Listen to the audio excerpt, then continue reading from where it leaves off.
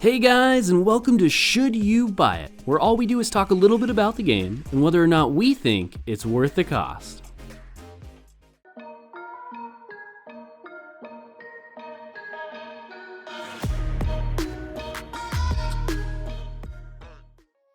In this episode, we'll be playing Stardew Valley, the farming RPG life simulator game where your goal is to meet new people, fight monsters, and ultimately make the biggest farm possible. Now the first question that we always ask in these videos is what stage of development is the game in? And in this case, Stardew Valley is in full release and available on PC as well as most consoles for $15. You can also find it on mobile devices for $5. Before we get into the video, we want to make sure that it is clear that we played on the PC version of this game.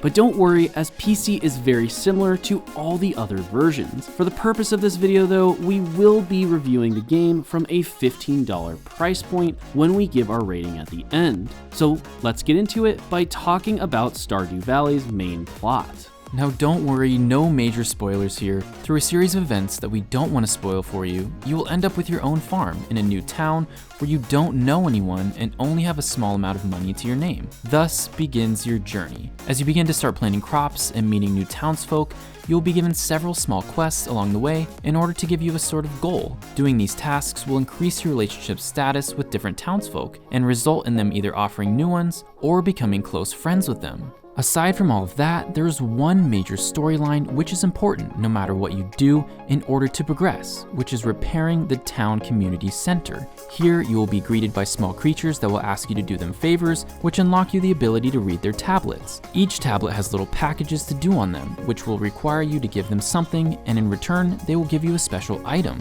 Upon completion of one of these tablets, you will then unlock some new aspect of the game, such as the bus station or the ability to pan for ore.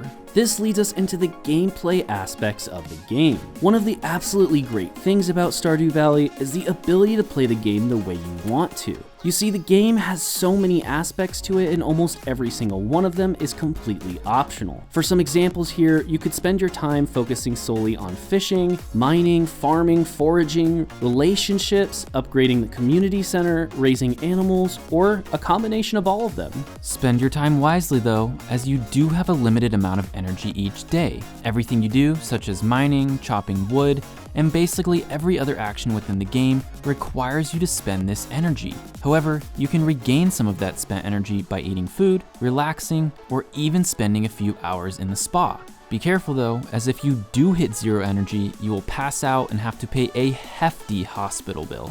The main draw, however, that seems to be one of the most important aspects of the game is the farming bit. You see, the farming in Stardew Valley isn't too complex whatsoever. What it breaks down to is you buy seeds from the store at the start of the season, plant and water them each day, followed by selling them back at the store. At the end of the season, in most cases, however, your crops will die and you will have to plant new ones. This creates a nice cycle in the game of plant, grow, sell, repeat. Of course, this being an RPG life simulator game, they offer you many ways to progress, such as adding barns to raise animals or upgrades to your house. In fact, I don't think it would be going too far to say that one of the best aspects of the game is its progression. You always seem to feel as if you're moving towards your next goal and that there is always another goal after that one.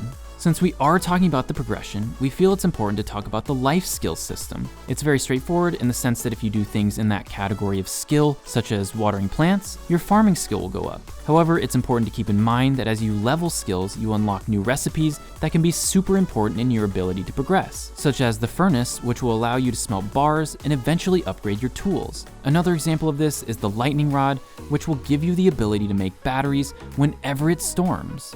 Lastly, we would like to talk briefly about the combat in the game, as it wasn't a major part, but more of a side adventure. Once you complete an intro questline, you will be able to join the Adventurers Guild and begin to fight your way into the depths of the mine. The deeper you go, the harder the enemies become, and the better the loot rewards as well. The combat mechanics are very simple within the game, as they consist only of left click to swing and right click for the special. Also, the gear in Stardew Valley is pretty basic, with only small stat boosts to your attack and defense or to your knockback and crit chance. There are a few different weapon types, however, that you can choose from, such as swords, daggers, clubs, and slingshots, and each of them has their own special ability. Finally, there are also some rings that will give you slight modifications, such as emitting light around you or just damaging monsters that hit you. So now let's move into the pros and cons section of the video.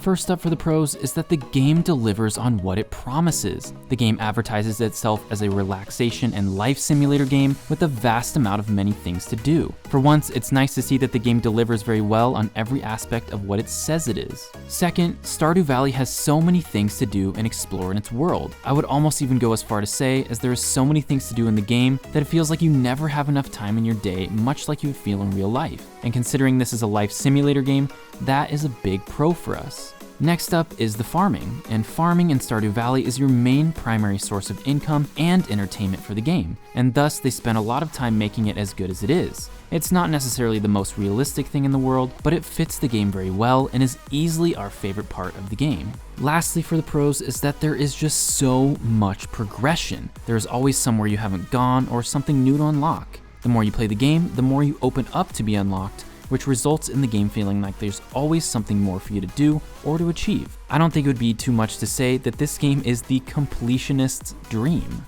Now for the cons. So the only real con we have for this game is that it just doesn't have a true ending. Don't get me wrong here, we're glad that they have all sorts of different things you can do and that you can keep growing your farm, but it would be really nice to see some story aspect where they kind of say, good job, you did it, you built an amazing farm, and then you could just keep playing. But instead, we just get a score after 3 years.